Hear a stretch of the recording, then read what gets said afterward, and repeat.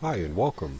My name is Hans Eriksson, and today I thought I'd go through the process of adding fur to a character using Maya, XGen, and Renderman RIS. So let's go ahead and get started. The first thing I wanted to go over is my model preparation. I went through a couple steps. One, I want to make this as low overhead as possible. So if you notice that my model, although he's kind of high res, he isn't, I haven't really put any smoothing on him. If you look here, you can see that there is no smoothing on my model whatsoever. The next thing I did was I made sure, and if I open up my windows and my outliner here, let me bring it into view. I'm going to open this all up. I have his eyes, his body, some teeth, and if I grab all that, there's a couple things I want to do. One is I want to edit and delete by type. I want to make sure all the history is deleted off of it.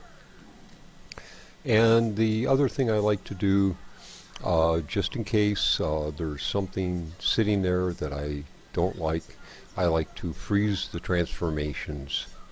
Open this up, and I freeze all transformations on translate, rotate, and scale, and freeze transforms.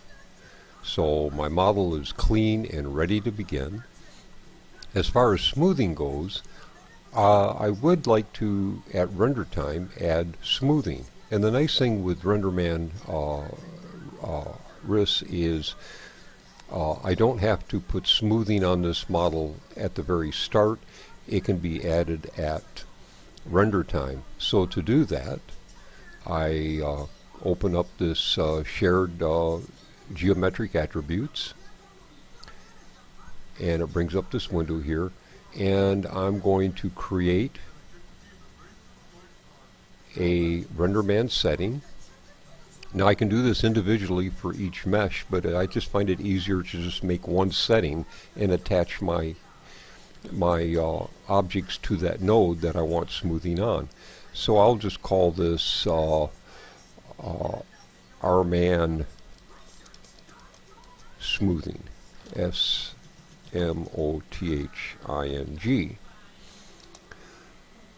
Okay.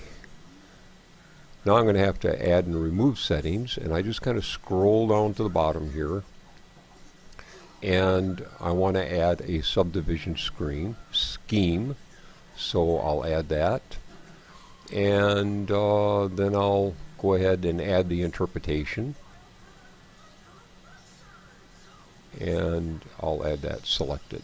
So I'm going to use Captain Clark, and it'll be the new style.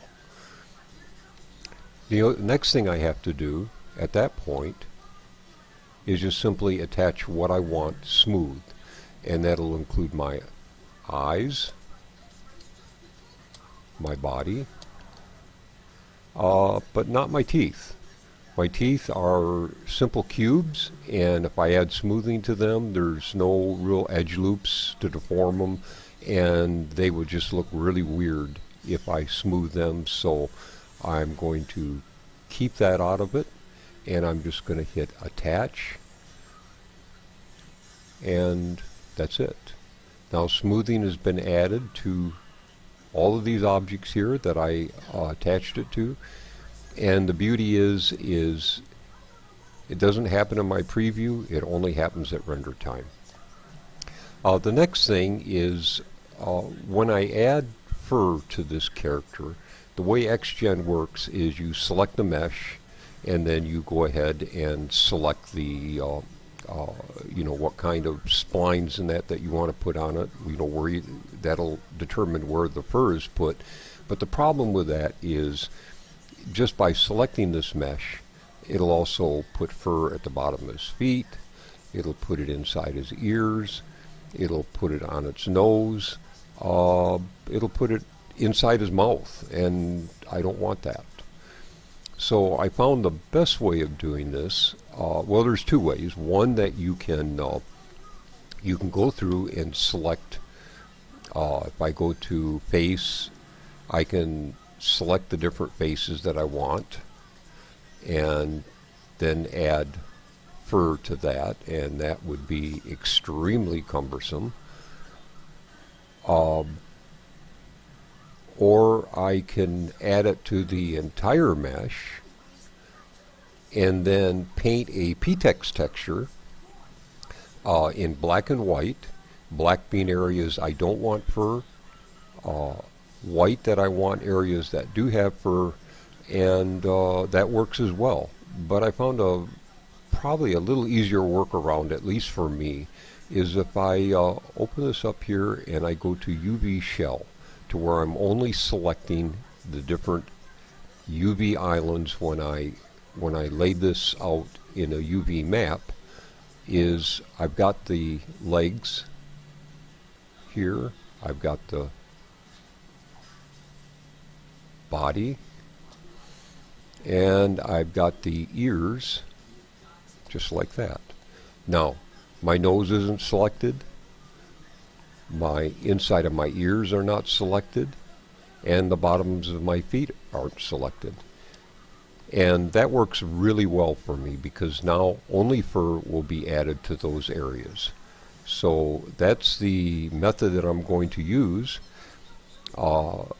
That pretty much goes through my scene preparation here, and it's important that I do all that in preparation, because it just makes working with fur and working with my model just a heck of a lot easier. Let me see if there's anything else. Yeah, there's one other thing here. On my render settings here, I am set to render in Renderman RIS, but if you notice I got my sampling, it's set at 64.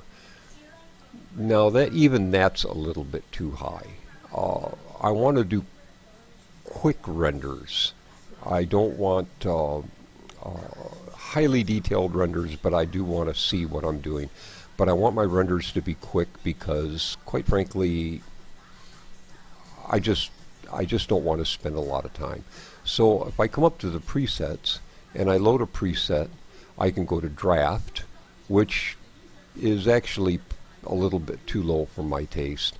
But if I go to intermediate, you see my max samples right now are only at 16. If I hit the production preset, you see I'm way out there. And it would just take forever. So I find that my best preset is right now is sitting at 16, and that works extremely well for me. Other than that, I think my model is pretty well good to go. Oh, there is one other thing here. Let me go into object mode.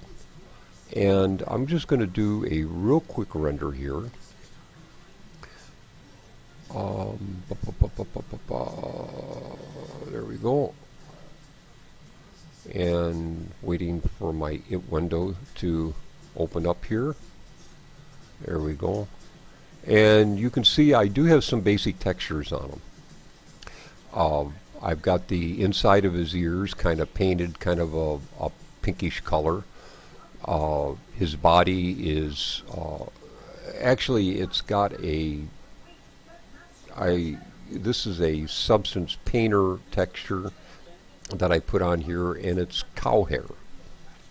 And the only reason I put that on there is because where fur may show through and you can see a little bit through to the body, this will just help disguise it. It's not really meant to be the texture for the fur.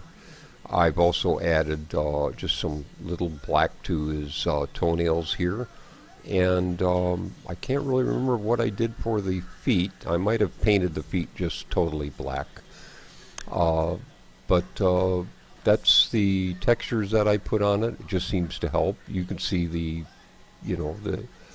right here, you can see it hasn't got real good blending between the textures, but that really wasn't my intent. My intent was just to add some sort of color variation underneath his fur there, so that it it just adds to the variance.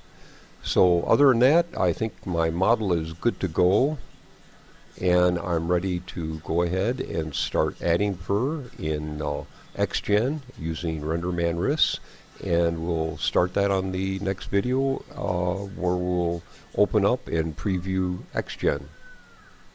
Thank you for watching, and seeing you on the next video.